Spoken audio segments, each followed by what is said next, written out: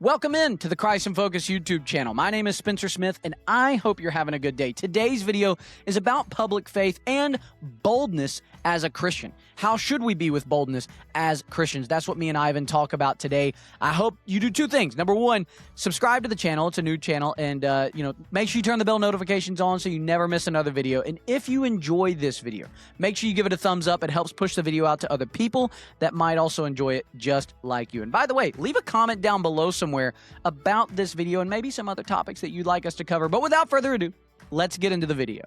Believe that our faith can be involved in every single area of our lives. There's nothing there other than a surface level hangout club stamped with Jesus.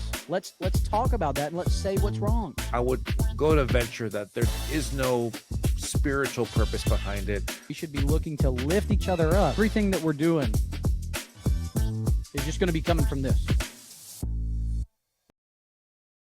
And so I want to transition here to our last segment before we get into the final segment, which is public faith. Does that always equal offensive? So we got a clip actually of Philip Anthony Mitchell, but why is public faith celebrated for some but criticized for Christians? And I think that we got a couple of verses. The first one I want to point up here is 1 Corinthians. Let me pull it up while you're pulling that video up here. First one I want to do is 1 Corinthians, if I can get to it here. Hold on a second. Okay. 1 Corinthians, I got it here. It is 1 Corinthians 1:18, and it says right here, right now, for the message of the cross is foolishness to those who are perishing, but to us who are being saved, it is the power of God. For it is written, I will destroy the wisdom of the wise and bring to nothing the understanding of the prudent. Where is the wise? Where is the scribe? Where is the disputer of this age? Has not God made foolish the wisdom of this world? Anyway, I'm getting too carried away. But for the message of the cross, it is foolishness to those who are perishing, but to us who are being saved, it is the power of God. So that's why a lot of times if you've got family members, if you've got friends or you've coworkers or just random people, and you're trying to evangelize, you're trying to preach Jesus, God, to those who are perishing, it seems like it's foolish. It seems like it's nonsense. So how should we be in public with our faith? And I think Philip Anthony Mitchell kind of talks about a part of it. So let's kind of listen to that. So again, this is about our public faith. This message was called Cross to Commission from Philip Anthony Mitchell. I'm going to pull it up right now. We'll play this clip. It goes a little bit over a minute, so we'll go into that right now. Here we go. Hearts are filled with jealousy and envy is a dangerous sin. It consumes the heart of the host that it lives in, and it darkens the heart and colors the mind. Man, I was on a flight to Cape Town, South Africa with my friend Preston, and he leaned over to me. He said to me, if the devil could find a jealous heart, he can make a slanderous mouth. And I just think about all the slander we see on social media against real prophets of God. Some of it has nothing to do with the preacher and everything to do with the hearts of jealousy. And what the devil has captured that heart of jealousy and transformed that mouth into a fountain of toxicity to just keep tearing down true servants of God because you got to put down somebody else's ministry to prop yourself up.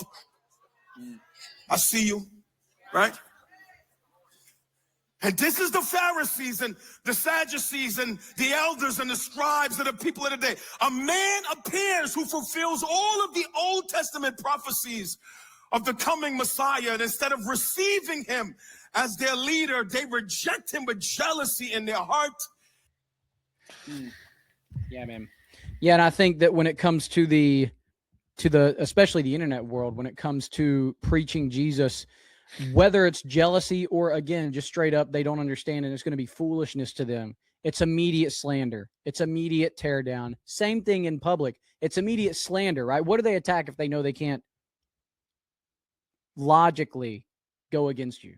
It's just like your character. Oh, well, Jesus was nice and you're just being mean.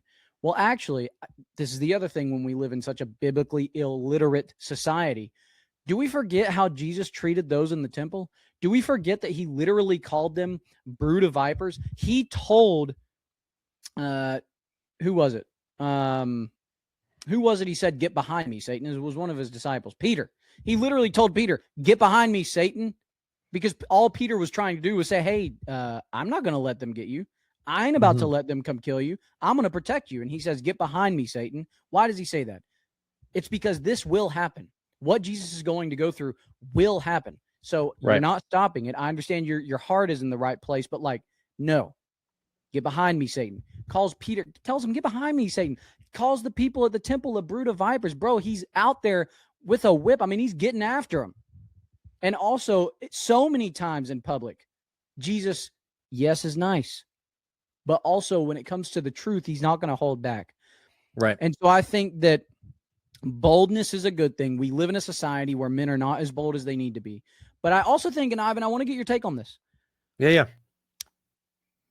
Boldness can be seen as a jerk.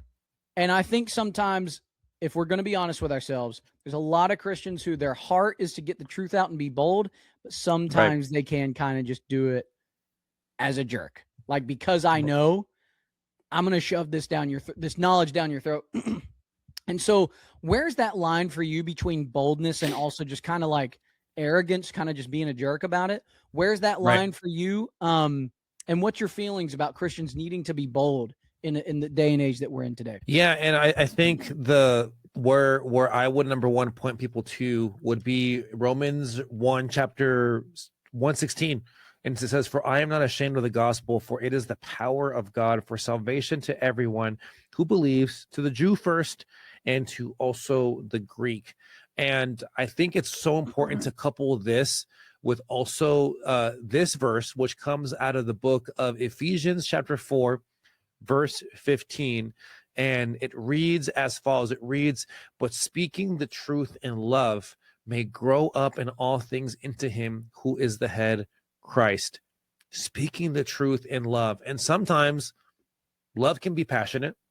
Sometimes love can be hard to listen to. And I know I loved how you said this too earlier, Spencer, about how you tend to thrive when you get challenged. You get challenged spiritually. I personally love to be held accountable, and I have a very small circle of men that I speak to about challenges I may have, but because I know they're going to speak to me in love. Say if I'm talking about an issue I'm having with my wife, an issue I'm having at work, an issue I'm having in my parenting, these men are going to redirect me. They're going to say, oh yeah, I can understand why you're struggling with your marriage in this area.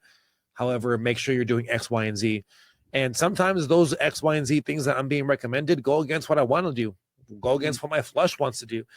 But because I'm opening myself up to correction, because I'm opening myself up to receive truth, to receive love, it's going to naturally challenge what my flesh wants to do, because my flesh wants to do the things that it wants to do. So that, for example, it wants to snap back whenever someone curses me out. It wants to snap back whenever I feel like I was wronged. But scripture, as well as proper discipleship, is going to challenge that. But it needs to come in a way where it's like, hey, we're going to give you the truth, but in love, and knowing that love is received by different people in different ways.